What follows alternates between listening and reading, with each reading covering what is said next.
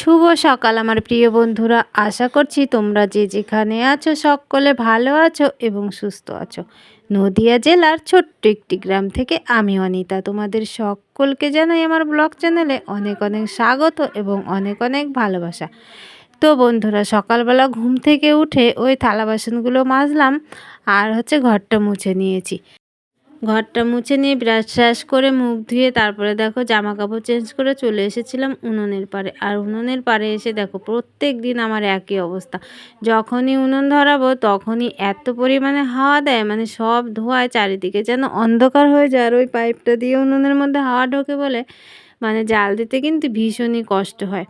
তো এদিকে গুড্ডু আমার কাছে চলে এসেছিলো, গুড্ডুর এখন খাবারটা রান্না করে নেব। আর আমি গেছিলাম একটু বাজারে, বাজার দেখে দেখো মাছ নিয়ে এসেছি।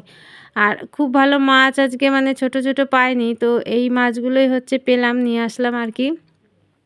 মানে আমার নেয়ার মানে সাধ্যের মধ্যে আর কি, যেটা পেয়েছি সেই নিলাম আর কি। তো মাছ নিয়ে এসে দেখো গুড্ডু যে খাবারগুলো করেছিলাম এখন থালা বাসনগুলো সব আমি ধুয়ে নিচ্ছি। মানে কড়াইয়ে খাবার করেছিলাম, সেই কড়াইয়ে তো এমনভাবে লেগে রয়েছে মানে না মাজলে আর তরকারি রান্না করা যাবে না। সেই জন্য ওই যে খাবারের থালা আর খুন্তি কড়া সব নিয়ে চলে এসি, এগুলো এখন আমি মেজে নেব। আর কয়েকটা জামা কাপড়ও ছিল সেগুলো ভিজিয়ে দেওয়া হয়েছে, তো জামা কাপড়গুলো একটু কেচে নেব, সেই জন্য আর চান করিনি। তো একটু বেলা হয়ে গেছিলো, সেই জন্য ভাবলাম গুড্ডুকে খাইয়ে নিই, তারপরে ওই মানে বাকি যে কাজগুলো আছে সেগুলো করে তারপরে তোমার চানটা করে নেব। তো দেখো থালা বাসনগুলো কিন্তু মানে সমস্তই মাজা হয়ে গেছে। আর ওই যে কড়াইয়ের তলায় যে কালিটা পড়েছিল সেটা কিন্তু এখন ভালো করে ধুয়ে নিয়ে আর কলপারে দেখো জলটা আমি ঢেলে একদম পরিষ্কার করে নিয়েছি। তো ওগুলো রেখে জামা কাপড়গুলো কেচে নিয়েছিলাম, জামা কাপড় কেচে দেখো সোজা চলে এসেছি মাঠে। আর কি বলো তো, এখন তো একদম বাড়ির দিকে রোদ লাগে না, আর থেকে থেকে মানে মেঘও করে বৃষ্টি আসে, সেই জন্য ভাবলাম মাঠের দিকে দিয়ে দিই, একদম তাড়াতাড়ি শুকিয়ে যাবে। এই দিয়ে যাব মানে 5-10 মিনিট পরে কিন্তু জামা কাপড়গুলো সব শুকিয়ে যাবে। তো সেই জন্য দেখো শাড়িগুলো আমি টান টান করে মেলে দেবো ওই মাঠের দিকে। আগের দিন তো দিয়েছিলাম, তো সমস্ত জামা কাপড় কিন্তু শুকিয়ে গেছিলো, কিছুই ভিজা ছিল না, তো সেই জন্য ভাবলাম আজকেও দিয়ে দিই। তো ঘাসের ওপরেই ঘাসগুলোতে তেল দেওয়া হয়ে গেছিলো, সেই ঘাসগুলো মরে গেছে, শুকনো ঘাস তার ওপর দিয়ে দিচ্ছি। আর এভাবে কিন্তু জামা কাপড় বেশ তাড়াতাড়ি শুকিয়ে যায়। কি মানে আমাদের গ্রামের লোকে অনেকেই কিন্তু এইভাবে মাঠের দিকে জামা কাপড় ছড়িয়ে দেয়। মানে যাদের পাশে এরকম মাঠ আছে কিংবা জায়গা আছে, মানে বাড়িতে রোদ লাগে না, তারা কিন্তু এইভাবেই দিয়ে দেয় অনেকে। তো আমিও সেইভাবে দেখো দিয়ে দিচ্ছি। তো ওদিকে একটা শাড়ি টান টান করে মেলে দিয়েছি, আর এদিকেও একটা শাড়ি কিন্তু টান টান করে মেলে দিচ্ছি। তো সমস্ত জামা কাপড়গুলো কিন্তু আমার দেখো মেলা প্রায়ই হয়ে গেছে। আর আমার ওই যে নাইটিটা ছিল সেইটাও একটু মেলে দিচ্ছি। আর গতকাল তো অনেক জামা কাপড় কেচেছিলাম, আর অল্প কিছু ছিল, তো আজকে কেচে নিলাম, সেই জন্য আমার কাচাকুচিগুলো একদম কমপ্লিট হয়ে গেল। মানে তেমন কাজ ছিল না বলে এই কাজগুলোকে একটু গুছিয়ে নিলাম আর কি। তো যাই হোক জামা কাপড়গুলো মেলে দিয়েছি।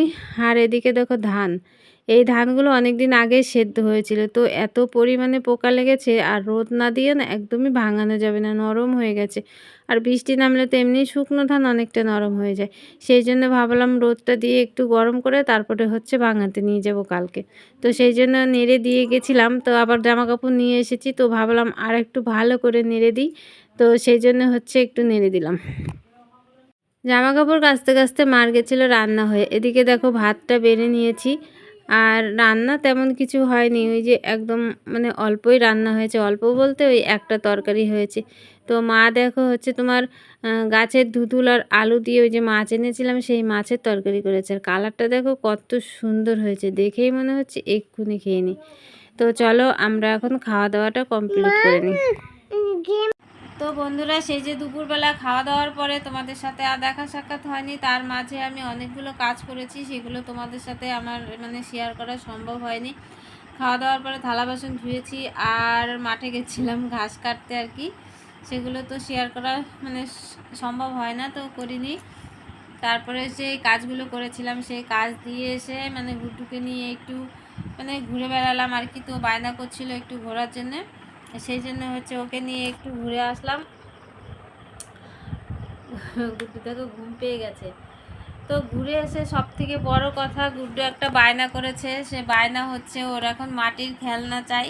তো তোমরাই বলো এখন কি আর মাটির খেলনা পাওয়া যায়? সেই রথের সময় ছাড়া আর মাটির খেলনা পাওয়া যায় না। তো ওকে তখন প্লাস্টিকের খেলনা কিনে দিয়েছিলাম, কিন্তু তাতে ওর মন হচ্ছে না, তাই সেই জন্য ও মাটির খেলনার বায়না করেছে। তো সন্ধ্যেবেলার দিকে গেছিলাম ওই বাজারে, দোকানে তো নেই খেলনা, তা বাড়ি এসে কাদা মেখে তারপরে হচ্ছে ওর খেলনাগুলো মানে এতক্ষণ করে বানালাম, খেলনা বানিয়ে ওকে একটু বই পড়িয়ে নিলাম।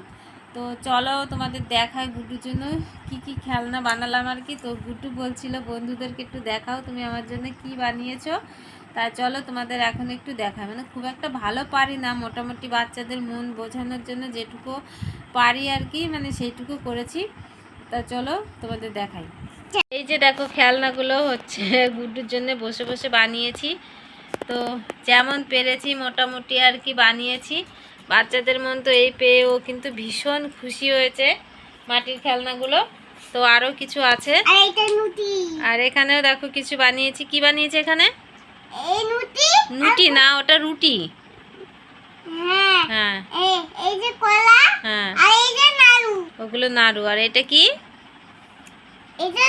এটা হচ্ছে শিলনোড়া। হ্যাঁ, ওরকম করে বাটতে হয় না। আর এইটা হচ্ছে কি বানিয়েছি? ভোলা।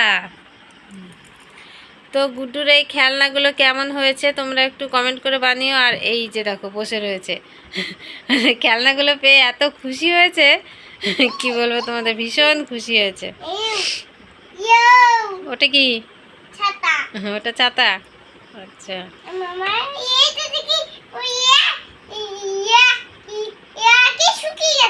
হ্যাঁ। তো এখন খেলনাগুলো রেখে দাও, এগুলো কালকে রোদে দেবো, ঠিক আছে? হুম, তো এখন খাটের তলায় ঢুকিয়ে রাখো, কালকে রোদে দিয়ে শুকোবে, তারপরে খেলবা, ঠিক আছে? আচ্ছা। তো বন্ধুরা তোমাদের তো দেখালাম গুড্ডুর খেলনাগুলো। আর আজকের ব্লগটার বড় করছি না, কি বলো তো, শরীরটা ভীষণ খারাপ, প্রচণ্ড ঠান্ডা লেগেছে, মানে কথা বলতে মানে খুবই কষ্ট হচ্ছে। আর কাজকর্ম তো তেমন করতে পারছি না, মানে মাই করছে আর কি। আর মাঝে মাঝে খুবই কাশি হচ্ছে, গলার মধ্যে খুসখুস করছে আর কি। তো গুড্ডু দেখো কেমন করছে। তো চলো আজকের মতো ব্লগটা এখানে শেষ করছি। তোমরা যে যেখান থেকে আমার এই ব্লগটি দেখছো সকলে ভালো থেকো এবং সুস্থ থেকো। যারা নতুন বন্ধু হয়ে আমার এই ব্লগটি দেখছো তাদের পাশে থাকার জন্য অনুরোধ করছি। দেখা হবে তোমাদের সাথে পরবর্তী আবার একটা নতুন ব্লগে। টাটা, গুড নাইট সবাইকে। গুড নাইট বলে দাও। Good night.